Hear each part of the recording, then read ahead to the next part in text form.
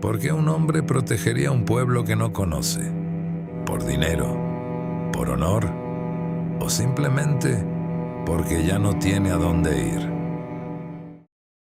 Íñigo mantenía breves reuniones con Cisterna cada mañana. En esos encuentros no solo informaba sobre lo que veía, sino también sobre lo que sentía. Se había formado un ritmo silencioso entre ellos. Cisterna trazaba los planes e Íñigo aportaba las observaciones de campo que rellenaban los huecos de esa estrategia. El comandante empezaba a confiar plenamente en aquel extraño, pues cada predicción de Íñigo, desde la dirección del viento hasta la forma en que se acumulaba la nieve, resultaba ser acertada. Una tarde, mientras estaba sentado en la taberna con Tomás, uno de los líderes de la milicia, el joven le preguntó si habían logrado localizar el escondite de los bandidos en el bosque. Íñigo hizo una pausa y se limitó a decir: aún no. Pero en su interior sabía que, si ellos estaban allí, el pueblo no tendría que buscarlos. Ellos encontrarían al pueblo. Hay verdades que no se dicen, solo se esperan. A medida que los días de invierno seguían acortándose, el sol aparecía y desaparecía como una mancha pálida tras las nubes. El fuego de la chimenea en la guarnición nunca se apagaba, pero no era suficiente para calentar el ambiente tenso del edificio. Todos esperaban. Los soldados limpiaban sus armas una y otra vez. Los milicianos planeaban cómo refugiar a sus familias en la iglesia o en las salas más resistentes de la guarnición. Todos intentaban ocultar su miedo tras una máscara. Íñigo conocía bien ese estado. Era esa quietud familiar y nauseabunda que precede a un gran enfrentamiento. Los momentos más peligrosos no son la batalla en sí, sino el desgaste mental de no saber cuándo comenzará. Y el ataque llegó al alba del 12º día, en la hora en que la oscuridad es más densa. Aquella noche, Íñigo dormía ligeramente sobre su jergón de paja en el pabellón de la guarnición. Tenía la espada bajo el brazo, como siempre. No fue un grito, ni el sonido de un cuerno lo que lo despertó. Fue ese instinto animal forjado durante años. El cambio en el ritmo del aire frío que se filtraba bajo la puerta. Un aroma sutil pero extraño, traído por el viento. Se levantó, se envolvió en su capa y se ciñó la espada al cinturón. Cuando bajó a la planta principal, hacia la puerta de entrada, el pueblo aún dormía. Pero en aquel silencio absoluto, algo andaba mal. Al entreabrir la puerta, la nieve entró de golpe con el viento. Fue en ese preciso instante cuando divisó una silueta al final de la plaza, proveniente del camino del norte. Un hombre corría. No era un soldado ni un guardia. Era un campesino que vivía en una de las pequeñas casas al límite del bosque. En su rostro no solo había miedo, sino la expresión devastada de alguien que lo ha perdido todo. Estaba empapado de pies a cabeza y, con las manos agitándose en el aire, avanzaba por la plaza hundiéndose en la nieve. Cada pocos pasos resbalaba y caía, pero volvía a levantarse y seguía corriendo como si un monstruo lo persiguiera. Íñigo dio un paso hacia él, pero el hombre se desplomó de rodillas justo en el centro de la plaza. Las palabras salían de su boca de forma entrecortada e ininteligible. El bosque está ardiendo. La gente han venido. Son demasiados. Íñigo lo tomó por los hombros, lo puso en pie y lo dirigió hacia la guarnición. En ese momento, los demás también habían despertado. Cuando Cisterna apareció en la puerta, el relato del campesino selló el destino del pueblo. Los bandidos habían salido del bosque, se habían desplegado por el camino y avanzaban hacia ellos. Eran entre 20 y 30 hombres, una cifra que pondría a prueba toda la capacidad de la guarnición. Cisterna lanzó órdenes rápidas y frías. Los guardias y milicianos tomaron sus armas. El pueblo estaba indefenso, no tenía murallas. Sin embargo, las calles estrechas y la entrada a la plaza que Íñigo había identificado días atrás podían usarse como cuellos de botella. Debían convertir la dificultad de moverse sobre la nieve en una ventaja. Mientras Íñigo permanecía junto a Cisterna, visualizaba el campo de batalla en su mente. Una unidad pequeña, milicias desorganizadas y saqueadores profesionales acercándose. La única forma de ganar era enfrentarlos en el punto que ellos eligieran, aquel paso estrecho. Cuando llegaron al estrecho punto de acceso al final de la plaza, la luz del día aún no había terminado de despuntar. A la izquierda, 2 casas de piedra. A la derecha, un establo de muros altos.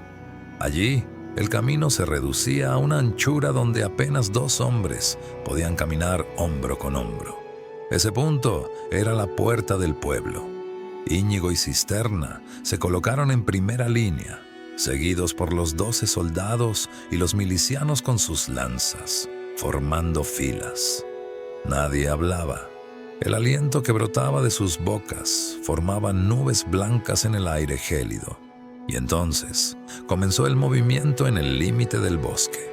Las siluetas que emergían una a una entre los árboles aparecieron como manchas negras sobre la blancura de la nieve. Llevaban los rostros cubiertos, envueltos en pieles y abrigos rudimentarios. Las espadas, lanzas y algunas ballestas que portaban brillaban de forma opaca bajo la luz brumosa de la mañana. Los bandidos se detuvieron a unos 30 o 40 pasos del pueblo.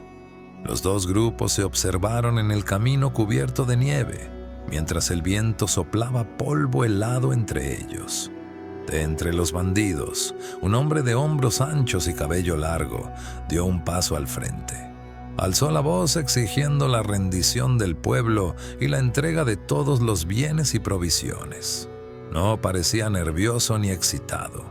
Tenía un aire de total confianza. El hambre y el invierno los habían convertido en monstruos capaces de desafiar a todo un pueblo. Cisterna se limitó a dar una señal y la línea de defensa se cerró con firmeza. Las 2 primeras flechas lanzadas desde las filas enemigas rasgaron el viento hacia ellos.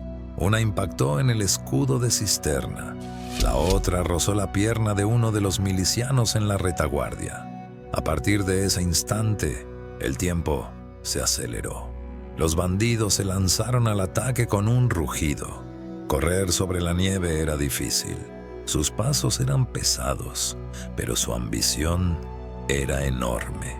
El primer choque produjo un sonido ensordecedor, como el impacto de 2 masas de metal entre sí. Cuando Íñigo recibió al primer bandido, desvió con maestría la estocada de su lanza. Su propia espada descendió, dejando un rastro plateado en el aire gélido. En cuanto el primer atacante quedó inmóvil en la nieve, Íñigo supo que aquello era solo el principio. La batalla en el estrecho callejón se convirtió en una maraña de caos. El tintineo de las espadas, los gritos de los heridos y el sonido de las botas resbalando en la nieve se fundían en uno solo. Los bandidos eran más numerosos, pero en aquel punto tan angosto no podían aprovechar su ventaja. Íñigo se movía con el equilibrio de un bailarín y la precisión de un verdugo. Cada movimiento suyo cerraba un hueco. Cada golpe terminaba con una amenaza. A su lado, Cisterna luchaba como un león, bloqueando ataques con su escudo y respondiendo con acero. Los milicianos, en la retaguardia, se mantenían en esa fina línea entre el miedo y el valor, con sus lanzas extendidas hacia el frente. En el momento más álgido del combate, Íñigo pensó que el pequeño grupo de caballos podría cambiar el rumbo de la situación. Tal como habían planeado con Cisterna, mientras 2 arqueros apostados en los tejados presionaban a los bandidos, 5 jinetes con armadura ligera rodearon el pueblo y aparecieron por el flanco enemigo. Aquella pequeña unidad de caballería no era un gran ejército. pero el efecto psicológico que causó en medio del silencio nevado fue inmenso. El eco de los cascos, resonando en la nieve, sembró en los bandidos el miedo inevitable a la derrota. Los atacantes vacilaron. Primero unos pocos se retiraron, luego su líder dio un paso atrás. Las batallas no suelen terminar con un gran golpe final, sino cuando el valor de uno de los bandos se quiebra como el cristal. Para los bandidos, ese momento había llegado. Abandonando a sus compañeros caídos en la nieve, comenzaron a huir hacia la oscuridad del bosque. Cisterna no dio la orden de perseguirlos. Había heridos, y adentrarse en un bosque desconocido con tal agotamiento, en pleno invierno, habría sido un suicidio. Cuando la lucha terminó, en la plaza solo quedó el sonido de respiraciones pesadas y el rojo de la sangre extendiéndose lentamente sobre la blanca nieve. Íñigo usó un trozo de su capa para limpiar su espada. Era el ritual más sagrado de un soldado, mostrar respeto por su arma. La plaza seguía limpia, pero aquel paso estrecho se había convertido en un cementerio grabado para siempre en la historia del pueblo. Íñigo se sentó sobre una piedra y dejó que el viento le azotara el rostro. El pueblo estaba a salvo, pero él lo sabía. El invierno aún continuaba y los que habían huido al bosque solo se habían ocultado en las sombras. La persecución debía comenzar.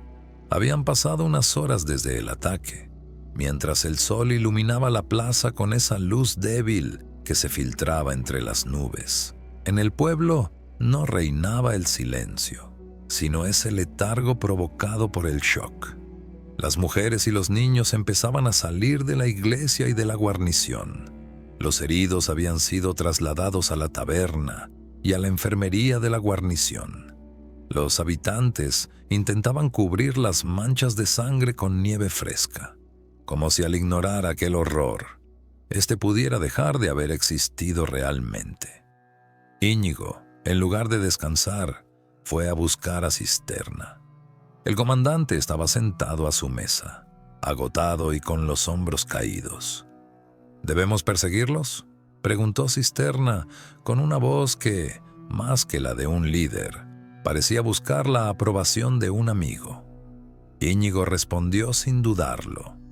Sí, el líder de los bandidos había escapado, y si no se les perseguía para aniquilarlos por completo, lamerían sus heridas y regresarían de forma aún más despiadada. Además, la dirección en la que habían huido demostraba que conocían los caminos ocultos en lo profundo del bosque. La historia de Íñigo Valera continuará. No olviden seguir al Caballero de la Capa Verde.